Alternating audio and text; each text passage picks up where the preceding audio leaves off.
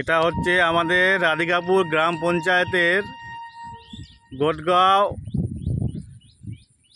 সম্পূর্ণ জমিগুলো আমাদের ডুবে আছে। বিএসএফ বর্ডার রোডে বিএসএফ এর কয়েকটি কালভার্ট ছিল, সেই কালভার্টগুলো বন্ধ করে দিয়েছে। তাতে আমাদের মোটামুটি 5 থেকে 700 বিঘা জমি অকেজ হয়ে পড়ে আছে। আমরা জমিতে চাষাবাদ করতে পারছি না। প্লিজ আমাদের নেতৃবৃন্দকে জানাচ্ছি, আপনারা কিছু করুন, নচেত আমাদের 5 থেকে 700 বিঘা জমি এবার আবাদ হবে না।